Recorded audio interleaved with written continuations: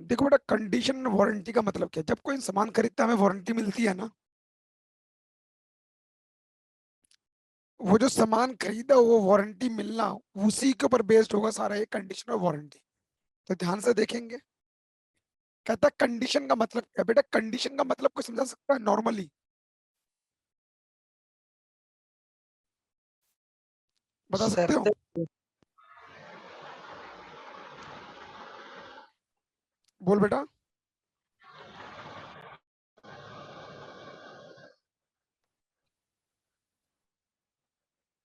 नहीं आ रही तेरी आवाज। देखो बेटा, कह रहा a condition is a stipulation which is essential to the main purpose of the contract. कह रहा है जो भी कंडीशन का मतलब क्या है? एक कॉन्ट्रैक्ट में जो बहुत जरूरी चीज है और उसी से पूरा कॉन्ट्रैक्ट होगा, उसी को बोलते हैं कंडीशन। मेरी बात समझ आई कि नहीं समझ आई? जैसे मैंने बोला, बेटा तुम्हारी क्लास होगी लेकिन सुबह 6 बजे हुआ करेगी, तो that is the meaning of condition, कि कंडीशन लगा दिया। ठीक है। एज एन ऑब्लिगेशन, कह रहा है जो भी जिम्मेदारी है which goes so directly to the substance of the contract, और in other words is so essential its very nature. कह रहा है वो नेचर के लिए बहुत जरूरी है।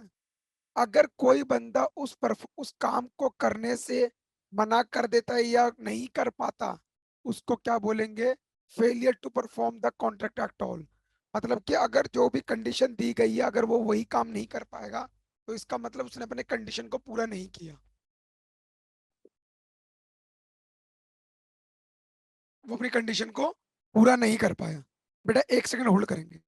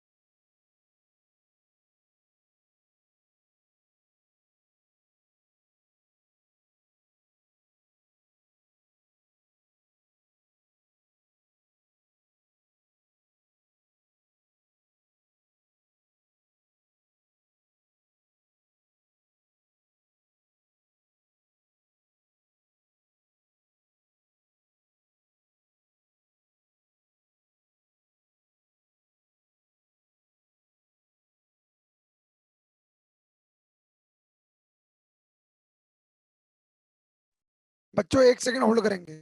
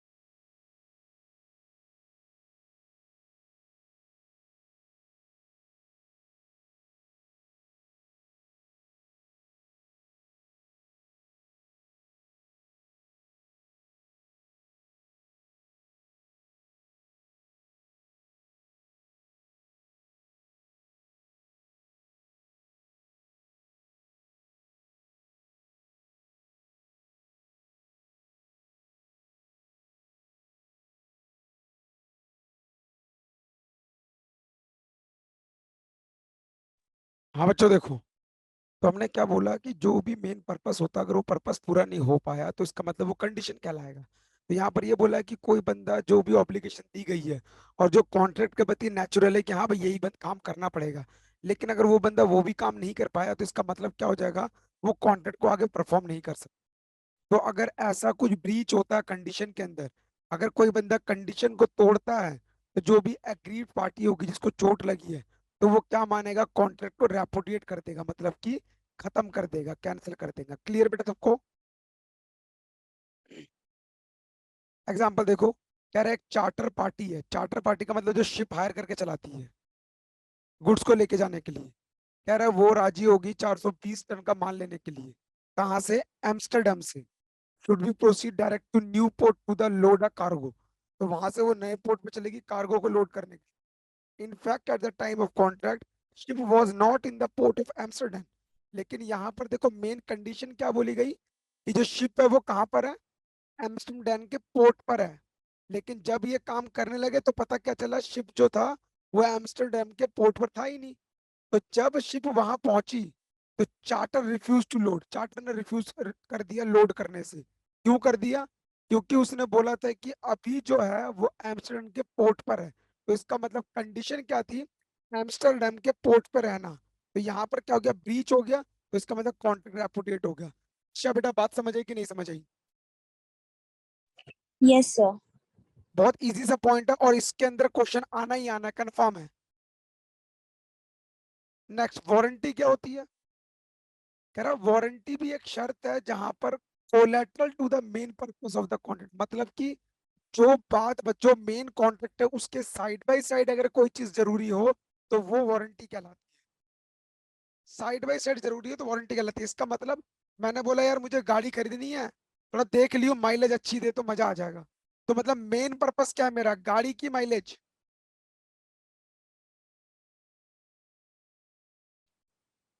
मेन पर्पस क्या है? गाड़ी की माइलेज। मेन है मुझे गाड़ी खरीदनी है, लेकिन माइलेज क्या? कोलेट्रल। कोलेट्रल का मतलब क्या होता है? Side by side. तो कह रहा है it is not of such vital importance, कह रहा है ये इतना इंपॉर्टेंट नहीं होता कंडीशन की तरह। माइलेज उसने बोली 10 की होनी चाहिए, माइलेज दे रही है 9 की, तो ये इतना जरूरी नहीं होता। कह रहा अगर ऐसी कोई ऑब्लिगेशन को परफॉर्म करने से कोई बंदा फेल हो जाता है, तो उस केस में जो एग्रीड पार्टी होगी वो सिर्फ डैमेज मांग सकती है, ना कि कॉन्ट्रैक्ट को रेपुडिएट कर सकती है। क्लियर?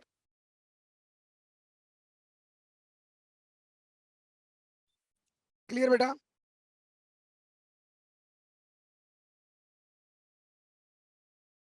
दोनों के बीच में कंडीशन वारंटी में डिस्टिंग्विश क्या है? कह रहा डिफरेंस टू वैल्यू, वैल्यू के अकॉर्डिंग डिफरेंशिएट करे तो कह रहा condition stipulation which is essential to the main purpose, लेकिन warranty collateral to the main purpose. Breach की बात करें तो ब्रीच ऑफ कंडीशन में aggrieved party repudiate the contract, लेकिन ब्रीच ऑफ वारंटी में aggrieved party only claim damages. Treatment की बात करें तो कह रहा ब्रीच ऑफ कंडीशन को आप ब्रीच ऑफ वारंटी की तरह ट्रीट कर सकते हो, जहां पर एग्रीड पार्टी सिर्फ डैमेजेस क्लेम कर सकती है, लेकिन वारंटी को आप ब्रीच ऑफ कंडीशन नहीं मान सकते। सिंपल सा फंडा समझो, मैंने कुछ शर्त रखी पूरी नहीं कर सका, तो अब मेरी मर्जी है कि मैं कॉन्ट्रैक्ट को रेपुडिएट करूं या बोलूंगा छोड़ ठीक है रहने दे मेरे नुकसान भर दे तू। समझे मेरी बात को? प्रिया बेटा समझ आया पॉइंट? Yes sir. नेक्स्ट देखेंगे। कह रहा कब कब कंडीशन को तुम वारंटी की तरह ट्रीट कर सकते हो। वॉलेंट्री वेवर ऑफ कंडीशन, तुमने खुद ही माफ कर दिया, वही मैंने अभी बताया ना कि छोड़ यार जो हो गया मेरे पैसे तू दे जा। तो where a contract of sale is subject to any condition is fulfil by the seller, अगर कोई भी कंडीशन को सेलर फुलफिल करता है या नहीं कर पाता, तो बायर कंडीशन को वेव कर सकता है, बायर कहते चल ठीक है छोड़, या फिर वो खुद ही इलेक्ट कर सकता है कि उसको कंडीशन मानना है कि ब्रीच ऑफ वारंटी मानना है। समझे मेरी बात? अगर तुम चाहो तो कैंसिल कर दो, वरना तुम डैमेजेस क्लेम कर लो। कह रहा है if the buyer once decide, अगर बायर एक बार डिसाइड कर लेगा कि वो कंडीशन को वेव कर रहा है, तो दोबारा वो इंसिस्ट नहीं कर सकता उस काम को करने के लिए कि नहीं भाई तू ये करके ही दे, क्योंकि तूने खुद ही बोल दिया करने की जरूरत नहीं है। Next, acceptance of goods by buyer, कब बायर को गुड्स एक्सेप्ट करने पड़ेंगे, चाहे वो बंदा उस काम को पूरा भी नहीं कर पाया तो कह रहा है जहां पर contract of sale is not severable, मतलब हम चीजों को अलग नहीं कर सकते, वहां पर बायर को गुड्स को या फिर उसका कोई भी पार्ट को लेना ही पड़ेगा। Breach of any condition to be fulfilled by the seller can only treat as a breach of warranty. तो कह रहा है अगर वहां पर कोई भी कंडीशन को पूरा नहीं कर पाता है तो वहां पर जो बायर होगा वो ब्रीच ऑफ वारंटी की तरह माना जाएगा, लेकिन वो कॉन्ट्रैक्ट को कैंसिल नहीं कर सकता, उसको एक्सेप्ट करना ही पड़ेगा। क्लियर? सर कोई एग्जांपल इसका? हाँ एग्जांपल देता हूँ। फॉर एग्जांपल जैसे कि मैंने किसी पार्टी को बोला कि आप ना वो लेके आओ, राजमा चावल। मैंने बोला भाई राजमा चावल जाके ले आ। आपको पता होगा मार्केट में जो राजमा चावल होते हैं ये मिक्स मिलते हैं, ये मिक्स होके मिलते हैं। क्या इसको सेपरेट कर सकते हो? क्या इसको सेपरेट कर सकते हो? अब यहाँ पर क्या हुआ, वो बंदा राजमा चावल की जगह कड़ी चावल ले आया या छोले चावल ले आया, तो मुझे बताओ चावल पॉइंट तो दोनों में ही है, बस क्या है राजमा और छोले है। तो क्या यहाँ पर इस चीज को तुम सेपरेट कर सकते हो राजमा और चावल को अलग अलग? No sir. और इसको भी अलग नहीं कर सकते? सर टॉपिक दोबारा से स्टार्ट कर दीजिए, मैंने अभी लेट स्टार्ट किया है। बेटा बस एक ये मिनट रुक वाला जाओ, टॉपिक। एक मिनट रुक जाओ, हाँ। होल्ड करो। ओके।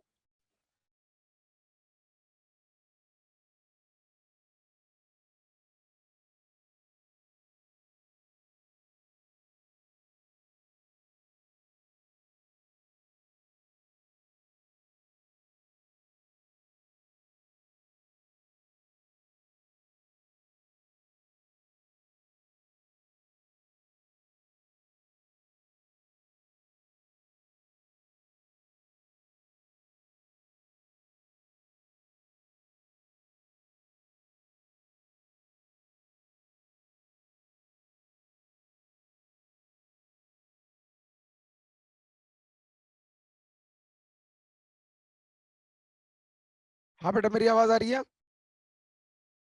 Yes sir. तो बेटा त्रिशा मुझे बता क्या तुम दोनों को अलग कर सकते हो? नहीं सर। अब बता बेटा तू क्या करेगी? अब बोलेगी देखो भैया मैं तो मिक्स करके ले आया हूँ, मेरे लिए भी कैंसिल करना मुश्किल है, आपको छोले और चावल यही बात तो एक ही है, तो क्या करेंगे? तो यहाँ पर जो बायर होगा वो ये कर सकता है चल ठीक है तू मुझे दे जा गुड्स को। अगर उसको डैमेज क्लेम करना है तो क्लेम कर सकता है कि भाई मेरे को तो नुकसान हो गया, तो एक काम कर भाई डिस्काउंट पे दे के जा। पंडा समझे?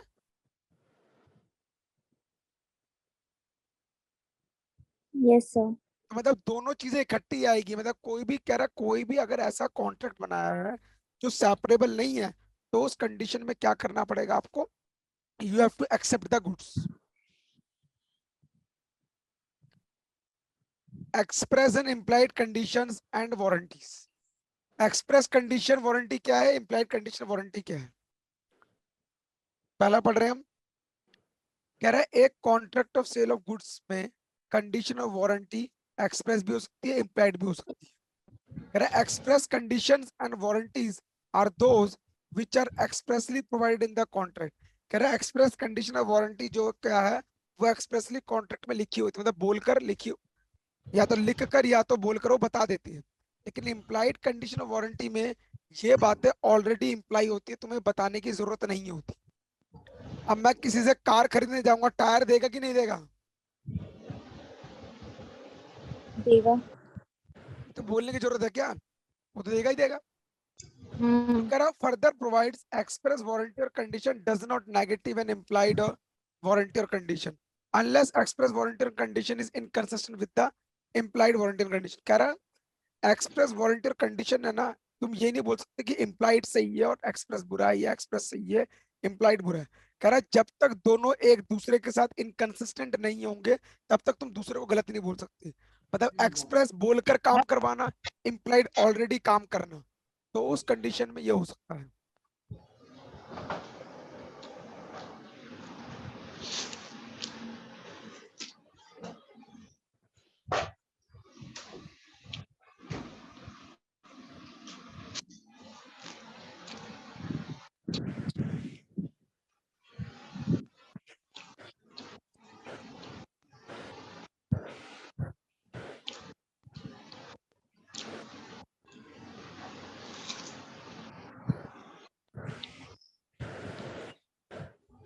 implied conditions. Important question है. कह रहा condition as to title.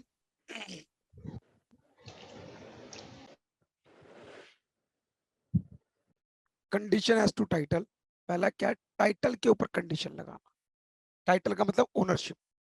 तो कह रहा है in a contract of sale unless the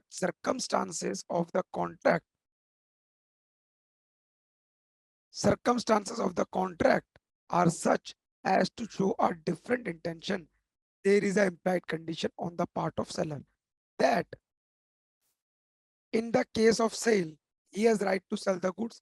कह रहा है इस कंडीशन में क्या होगा. कह रहा है अगर बंदे ने कुछ नहीं बोला तो इसका मतलब मुझे बताओ, जब कोई बायर सामान खरीदता है तो क्या वो, मतलब बायर सामान खरीदेगा तो बेच सकता है कि नहीं बेच सकता.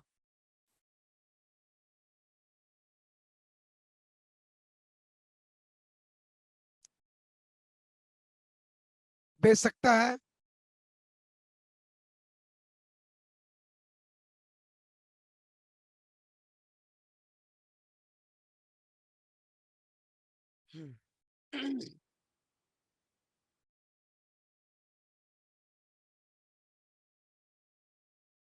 बच्चों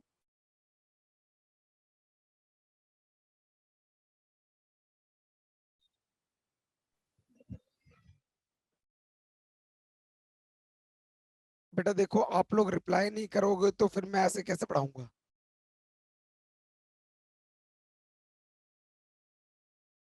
मुझे कैसे पता चलेगा कि आप लोगों को समझ आ रहा है कि नहीं आ रहा.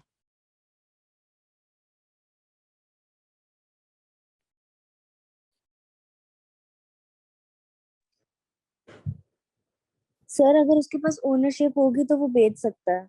यस, ओनरशिप होगी तो बेच सकते हो. यहाँ पर वही कह रहा कॉन्ट्रैक्ट और सेल में unless the circumstances of the contract are such as to show a different intention. कह रहा है जब तक कॉन्ट्रैक्ट कोई डिफरेंट इंटेंशन को शो नहीं करता तब तक ये इम्प्लाइड होता है कि सेलर जो होता है वो जब मर्जी अपने सामान को बेच सकता है. तो कह रहा है in the case of sale he has right to sell the goods. कह रहा है in case of agreement to sell he will have to right to sell the goods at the time when the property is to pass. Clear point. जैसे कि are ने एक गाड़ी खरीदी D से जो 4 महीने यूज करी, तो D had no title to car. D के पास कोई टाइटल नहीं है कार का. Consequently R had to hand it over to owner. जब डी ने आर ने डी से खरीद ली तो आर मालिक बन गया, तो अब आर के पास ट्रू ओनर बन गया. तो आर जो है अपना प्राइस जो पे किया है अगर डी वापस ले रहा तो उसे रिकवर कर सकता अगर वो किसी को भी गाड़ी बेचता है. क्लियर. मतलब वो उसे वापस ले सकता है. मतलब ये कहना चाहता है कि डी से नहीं, आर वो कहना चाहता है कि आर ने तो डी से गाड़ी खरीद ली, 4 महीने इस्तेमाल भी कर ली. अब क्या डी के पास टाइटल बचा? नहीं बचा. कह रहा कंसिक्वेंटली जैसे डी के पास टाइटल नहीं है आर ट्रू ओनर बन गया. अब जब आर ट्रू ओनर बन गया तो आर मतलब किसी को भी अगर बेचेगा गाड़ी तो उससे प्राइस रिकवर कर सकता है. ठीक है. हाँ, अगर डी वापस लेना चाहेगा उस गाड़ी को, डी कहेगा भाई मेरी गाड़ी वापस कर दे, मैं बोलूंगा ठीक है तू ले ले, लेकिन मेरा पैसा भी वापस कर दे. जो उसने पैसा दिया होगा डी को वो उससे रिकवर कर लेगा क्योंकि मेन मालिक कौन है? डी है. क्लियर. कोई डाउट? नो. No sir. अगला है सेल्स बाय डिस्क्रिप्शन. बेटा अगर मैंने कोई सामान बेचा डिस्क्रिप्शन के थ्रू तो वो सामान तो वही देना चाहिए ना. कह रहा where there is a contract of sale of goods by description there is a implied condition that goods shall be correspondent with the description. अगर मैं सामान खरीदने का मैंने कहा मुझे राजमा चाहिए तो मुझे क्या वो छोले पकड़ाएगा राजमा पकड़ाएगा? राजमा. जबरदस्ती तो नहीं कर सकता, नहीं भैया छोले ले जाओ छोले ले जाओ छोले ले जाओ. नहीं. तो वही कह रहा है if you contract to sell peas, कह रहा मटर बेचने का बोला तो you can not oblige a party to take beans. उसको ये नहीं बोल सकते तू राजमा ले जा. So if the description of the article tenant is different in any respect, अगर जो भी description है वो अलग देगा वो, तो it is not the article bargained for or other party is not bound to take it. दूसरी पार्टी वो लेने के लिए बाध्य नहीं होगी. क्लियर. तो सर ये तो स्पेसिफिक ही हो गया एक हाँ तरीके तो से. स्पेसिफिक होगी, बिल्कुल सारा एक जैसे लगेगा अच्छा लेकिन टर्म्स ठीक है. समझना. तो कह रहा goods are sold by description, goods बेचेगा डिस्क्रिप्शन के साथ. जब कॉन्ट्रैक्ट बना बोला गया जो फार्म व्हीट और देहरादून बासमती, इनको बेचने की बात आई, तो buyer contract in reliance on that description, तो बायर इसी के अकॉर्डिंग खरीदेगा। क्लियर? समझ आ गई मेरी बात? मतलब कॉन्ट्रैक्ट में वो डिस्क्राइब करा है कि कितना क्वांटिटी, कितना, मतलब हर एक चीज बता रखी है उसमें। क्वांटिटी भी बोल सकते हो, लेकिन यहाँ पर बता दिया कि तुम्हें ये वाले गेहूं खरीदने हैं, फार्म बीट, या फिर देहरादून बासमती में बेच सकता हूँ, तो जो बायर है इन दोनों में से कोई खरीदेगा। समझ आ गई मेरी बात? Okay sir. एक मिनट, आगे देखो। कह रहा है ship was contracted to be sold as copper fastened vessel to be taken with all faults without any allowance for any defects over। तो ये क्या कह रहा है, कोई कॉपर फास्टेंड वेसल ले रहा है, मतलब कि ये एक सोशल वेलफेयर के लिए होता है। शिप ने कॉन्ट्रैक्ट किया कि मैं बेच दूंगा इसके साथ बिना किसी डिफेक्ट के, लेकिन जब शिप वापस आया, पता क्या लगा, उसमें पूरा कॉपर वासल नहीं था, वो पार्शियली कॉपर फास्टेंड। तो held buyer has entitled to reject, तो बायर रिजेक्ट कर सकता है, क्योंकि पहले जो बात बताई गई, क्या वो बात पूरी निकली? No sir. तो इसका मतलब बायर रिजेक्ट कर सकता है गुड्स को। कह रहा है गुड्स डिस्क्रिप्शन के साथ इंक्लूड फॉलोइंग सिचुएशन, अगर गुड्स में डिस्क्रिप्शन दे रखे तो कुछ सिचुएशन भी इंक्लूड है। अरे यार, एक सेकंड।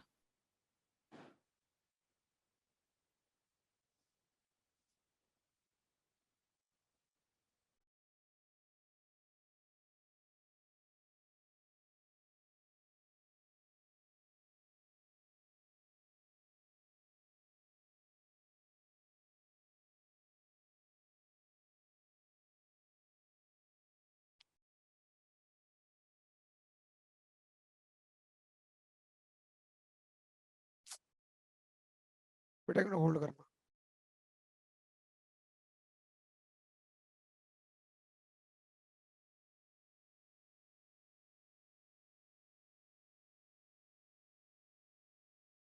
क्या हो रहा है?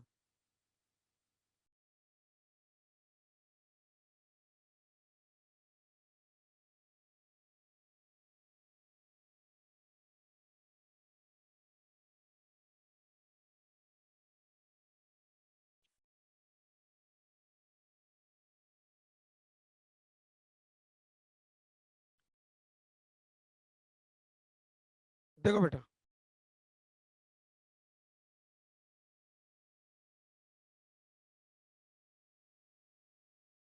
कह रहा है where the buyer has not seen the goods relies on the description by the seller. कह रहा है डिस्क्रिप्शन का मतलब क्या कह रहा है, कह रहा है बायर ने अगर कभी सामान ही ना देखा हो, लेकिन उसने डिस्क्रिप्शन सुन के ले रहा है।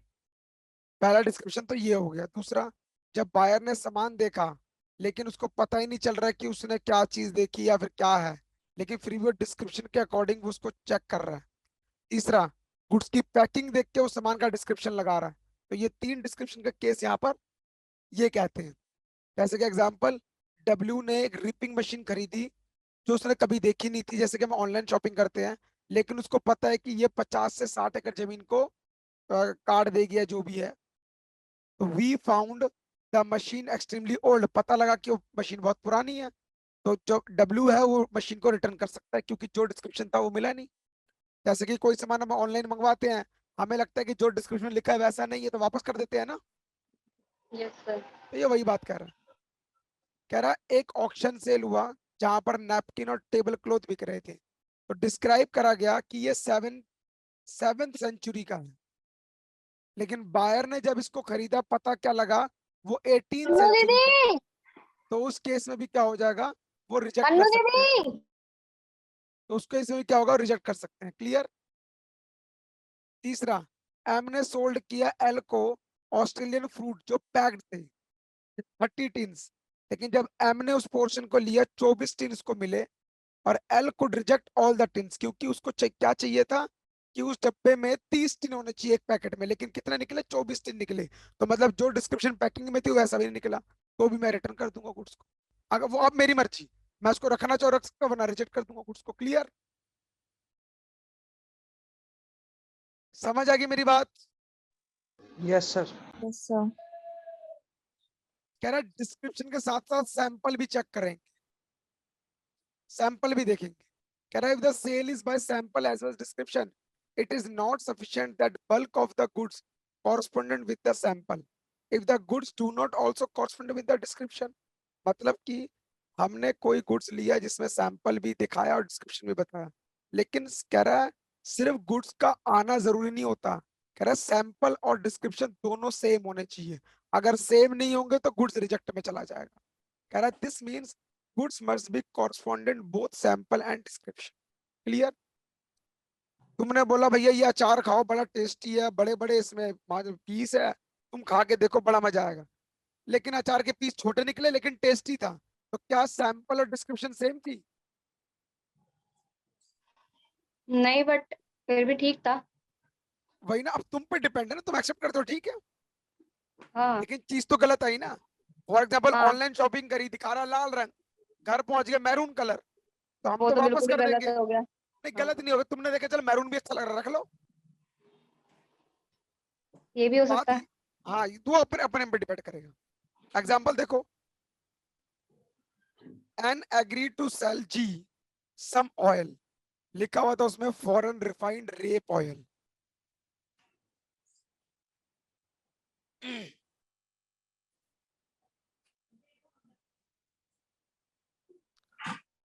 कह रहा फॉरेन रिफाइंड रेप ऑयल, बेटा उसको रैप्स्ड ऑयल भी कहते हैं,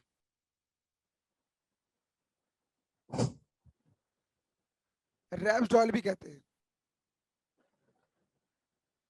warranted only equal to sample, बता दिया कि सैंपल के अकॉर्डिंग है, जैसा सैंपल बेच रहे हैं वैसा ही है। Good standard were equal to sample, but जब कंटेंट आया उसके अंदर मिक्सचर निकला किसका? हैम्प ऑयल का।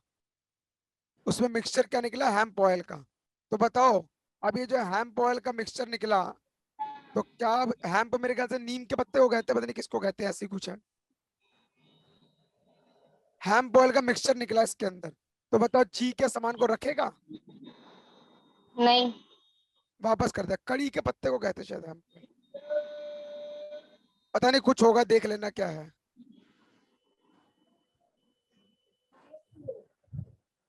ठीक है, भांग का तेल। किसका तेल? भांग। अच्छा भांग का तेल होता है हैम्प ऑयल, अच्छा हाँ हैम्प तो भांग को कहते हैं बिल्कुल, हैम्प तो भांग को कहते हैं, मैं भूल गया था, हम्म, भांग है। तो कह रहा है इसमें क्या था, ये मिक्स था, तो हमने मना कर दिया। कह रहा तीसरा है कंडीशन क्वालिटी और फिटनेस की भी होनी चाहिए। नॉर्मली ना contract of sale there is no implied condition as to quality और fitness as to particular purpose. कह रहा वैसे तो इम्प्लाइड नहीं होता क्वालिटी और फिटनेस के लिए, क्योंकि महंगी चीज अच्छी होती है और सस्ती चीज खराब हो जाती है जल्दी। कह रहा लेकिन फिर भी अगर क्वालिटी फिटनेस की बात है तो जो बायर होता है वो हमेशा चेक करेगा कि उसकी क्वालिटी कैसी है या फिर वो कितने दिन तक चलेगा। The buyer must examine the goods thoroughly before he buys the goods or satisfied by him. Clear? तो कह रहा कुछ पॉइंट इसमें देखे गए हैं क्या?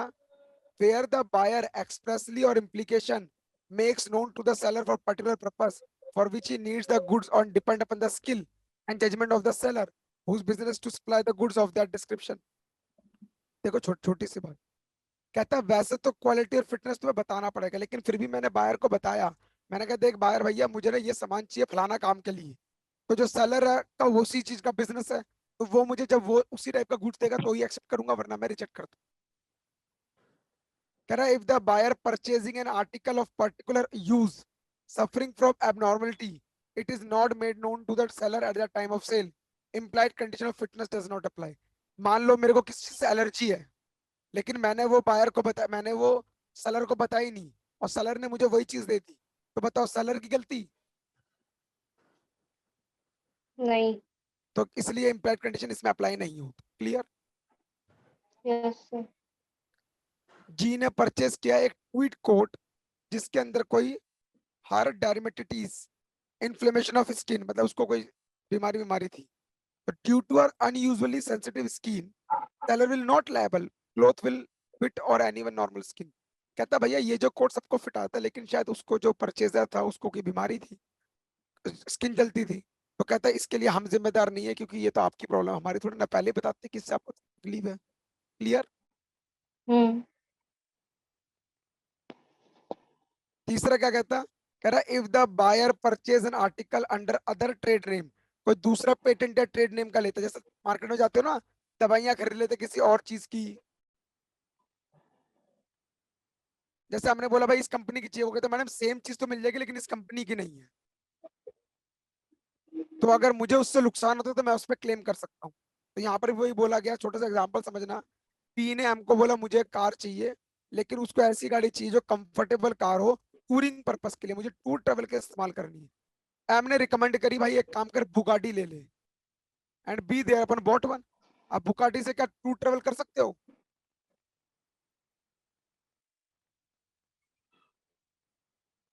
अगर मैं नहीं। BMW गाड़ी लेके टूर ट्रेवल कर सकता हूँ? नहीं कर सकता। तो कह रहा गाड़ी बड़ी अनकंफर्टेबल निकली और टूरिंग पर्पस का अनसुटेबल निकली, तो P could reject the car and recover the price जो भी उसने दिया होगा। क्लियर? Yes sir. कह रहा इन the case goods can be used for a number of purpose. कह रहा एक और केस है जहां पर गुड्स बहुत सारे पर्पस के लिए इस्तेमाल होना हो, तो बायर ने सेलर को बता दिया कि particular purpose for which he required the goods, if it does not he can not seller liable, he can not hold the seller liable. जब उसने पर्टिकुलर पर्पस के लिए बताया है और सेलर ने भी वही चीज दी, लेकिन फिर भी उसको सूट नहीं कर रही, तो उसमें कोई गलती नहीं है किसकी, सेलर की, और बायर उस पर केस नहीं कर सकता। ठीक है? Yes sir. जैसे कि a woolen merchant who was a tailor bought by the sample Indigo cloth लेके आया, कोई किसके लिए? लिवरीज बनाने के लिए। ये क्या होता है लिवरीज?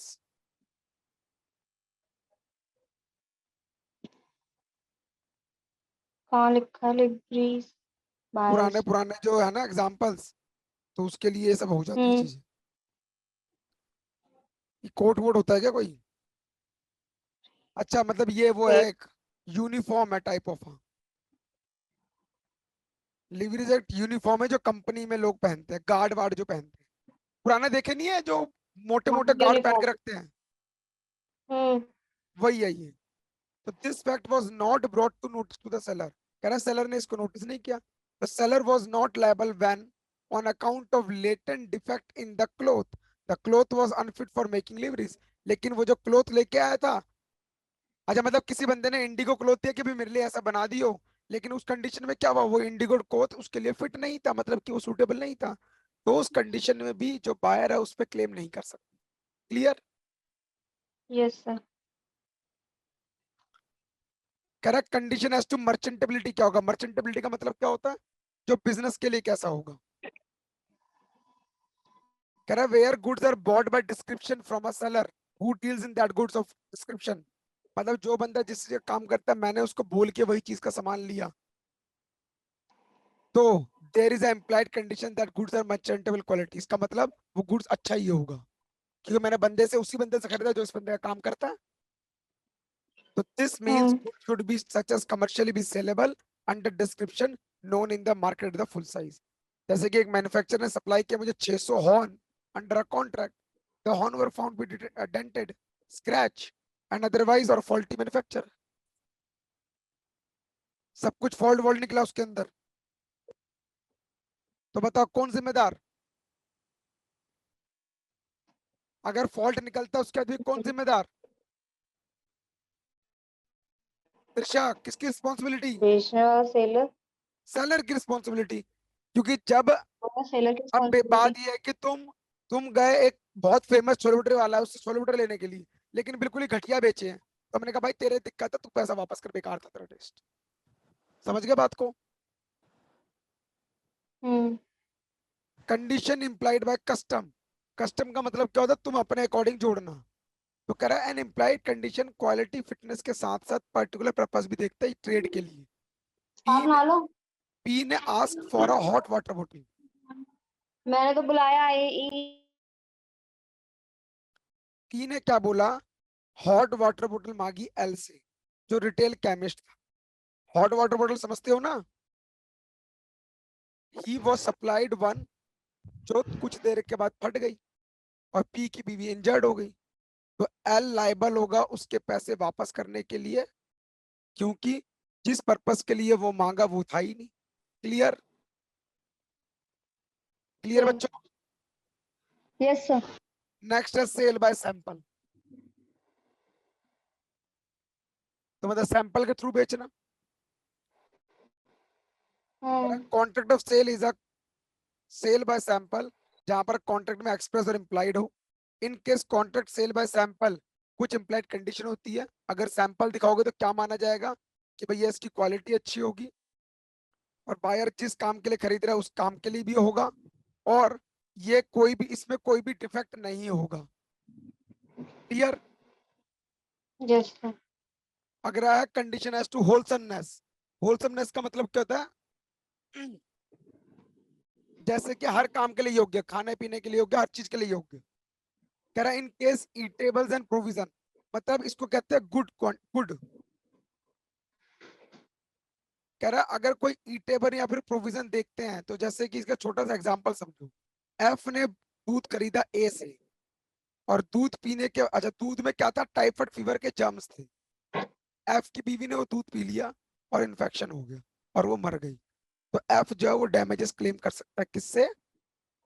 ए से। क्यों? सही है। क्योंकि ये गुड जो खाने पीने की चीज अच्छी होनी चाहिए। सर आवाज नहीं आ रही। मैं कह रहा हूँ खाने पीने की चीज तो अच्छी होनी चाहिए। फ्रेश तो होनी जब चाहिए। हमने खरीदा सामान तो बढ़िया ही होगा, होलसमनेस होगा, मतलब आराम से यूज कर सकते हैं। लेकिन अगर कोई उससे हमें फिटनेस और दिक्कत हुई, क्वालिटी में नहीं आएगा? क्या चीज? ये फिटनेस और क्वालिटी में नहीं आएगा? देखो मैंने अभी क्या बोला, सारे पॉइंट एक दूसरे से इंटरलेट करेंगे। देखो वहां लिख दिया ना, there is another implied condition. Wholesomeness को कैसे बोल सकते हो तुम?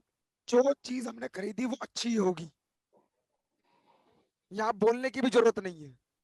क्वालिटी फिटनेस में बोलना पड़ रहा था, लेकिन यहाँ तो बोलने इसमें की नहीं जरूरत भी बोल नहीं है। ऐसे बोलने की जरूरत नहीं है। डन बेटा? रहा सर। ठीक है बेटा, आज की क्लास को हम यहाँ तक रखते हैं, कि एक्चुअली मेरी अभी दूसरी क्लास भी है। 1 मिनट होल्ड करना। बच्चों मेरी आवाज आ रही है आप लोगों को? Yes sir.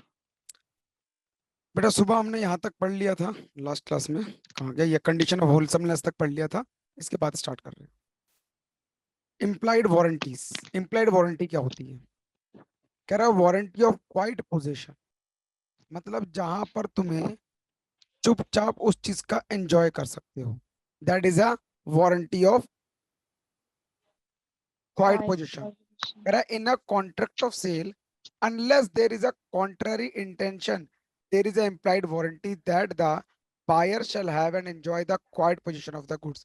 मतलब कह रहा है जहां बताने की जरूरत ना पड़े, वो पोजीशन लेते ही वो वारंटी चालू हो जाती है, वहां पर तुम उस चीज का फायदा उठा सकते हो। ठीक है?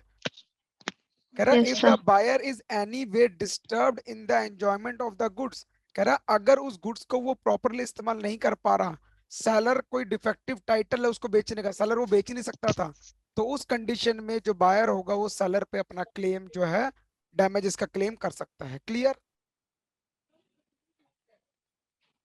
जैसे कि फॉर एग्जांपल मैंने आप लोगों को वीडियो का एक्सेस दे दिया, आप लोगों ने फीस दी, आपको एक्सेस मिल गया, आप इजीली यूज कर रहे हो। अब हो क्या रहा है कि उसमें डिस्टरबेंस क्रिएट हो रही है बार बार। अब आपने बोला सर अब तो वीडियो मिल नहीं रही, तो हो सकता था मैंने किसी की वीडियो चुरा के तुम्हें दे दी, तो उस कंडीशन में क्या तुम्हें दिक्कत आ रही है ना, तो तुम मेरे से डैमेजेस क्लेम कर सकते हो, अपना पैसा वापस मांग सकते हो। क्लियर बेटा? Yes sir. कह रहा वारंटी ऑफ फ्रीडम फ्रॉम एनकम्ब्रेंस, कह रहा जहां पर कोई भी दिक्कत ना आए, हर चीज की फ्रीडम हो।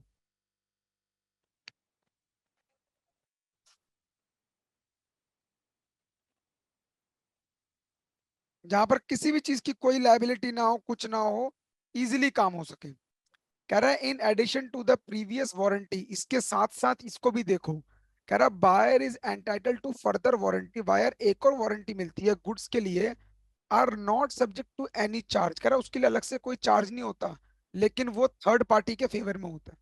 कह रहा if his position in any way disturbed by reason, कह रहा अगर उस टाइम पर भी किसी रीजन की वजह से डिस्टर्ब हो रहा है बायर का, और वो उसके ऊपर कोई लाइबिलिटी, थर्ड पार्टी की लाइबिलिटी अगर क्रिएट हो रही है, तो उस कंडीशन में भी वो क्या कर सकता है, अपनी वारंटी तोड़ने के लिए वो डैमेजेस क्लेम कर सकता है डैमेजेस को। तो मतलब दो वारंटी क्या मिलती है उसको, पहली कि भैया जैसी तुम्हें चीज मिलेगी तुम आसानी से उसको इस्तेमाल कर सकते हो। दूसरा, जब तुम्हें कोई चीज मिलेगी उस पर कोई तीसरा बंदा भी अपना अधिकार नहीं जता सकता, मतलब किसी थर्ड पर्सन का कोई राइट नहीं होगा तुम्हें रोकने का। लेकिन अगर इनमें से कुछ भी होता है तो उस कंडीशन में आपको क्या देना पड़ेगा, क्लेम डैमेजेस देना पड़ेगा, जो भी डैमेजेस है उसका पैसा आपको देना पड़ेगा। क्लियर? Yes sir. तीसरा कह रहा वारंटी एज टू क्वालिटी और फिटनेस। कह रहा है अगर आप कोई भी चीज ट्रेड के लिए इस्तेमाल करते हो तो उसकी क्वालिटी और फिटनेस भी है वो क्या है, इम्प्लाइड होगी। मतलब हमने, अब एक बात बताऊं, मैं अगर मिठाइयाँ बेच रहा हूँ तो उसकी क्वालिटी और फिटनेस अगर मैं बेच रहा हूँ तो मेरी दुकान पे अच्छी मिलनी चाहिए ना, क्योंकि मैं क्या बेच रहा हूँ, मिठाइयाँ बेच रहा हूँ, तो ये पूरी गारंटी दे रहा हूँ तुम्हें मैं। लेकिन अगर कोई दिक्कत आएगी तो वहां पर फिर तुम मेरे पे क्लेम कर सकते हो। तो कह रहा है ये भी इम्प्लाइड होता है, बताने की जरूरत नहीं होती कि किस दुकान की मिठाई अच्छी है किसकी खराब है। अगर तुम्हें लगेगा कि इसकी खराब है तो तुम कभी जाओगे नहीं उसके पास। चौथा, warranty to be disclose dangerous nature of good. कह रहा पहली बात, कह रहा कोई भी गुड्स आप यूज कर रहे हो लेकिन अगर उसका नेचर डेंजरस है तो you have to disclose this. तुम्हें पता है ये जो बोतल तुम बेच रहे हो इसका ढक्कन खोलते ही एक छोटा सा ब्लास्ट होता है, तो मुंह पीछे रख के इसको खोलना है। तो अगर तुमने ये बात नहीं बताई तो उस कंडीशन में तुम्हें डैमेजेस क्लेम देने पड़ेंगे। क्लियर? समझो। कह रहा है where a person sell goods knowing that, उसको पता है गुड्स आर इनहेरेंटली डेंजरस और they are likely to be dangerous to be the buyer. कह रहा है वो बायर के लिए भी खतरनाक हो सकता है, लेकिन that the buyer is ignorant of the danger, buyer को डेंजर का पता नहीं। He must warn the buyer, उसको बायर को वॉर्न करना चाहिए था उस डेंजर के लिए। अगर नहीं करेगा तो डैमेजेस के लेबल होगा। तो इसके लिए एक छोटा सा एग्जांपल देखते हैं। ए ने सामान बेचा, एक पाउडर बेचा सी को, वो जानता था ये डेंजरस है सी के लिए। जब वो इसको खोलेगा बिना स्पेशल केयर के, सी ने ओपन किया और वो पाउडर शायद उसकी आंखों में चला गया और उसको नुकसान हो गया। ए ने ये बात बताई नहीं सी को, तो इसका मतलब ए जिम्मेदार है सी के लिए। अगर ए ने सी को बता दिया होता तो उसकी कोई भी जिम्मेदारी नहीं होती। क्लियर बेटा?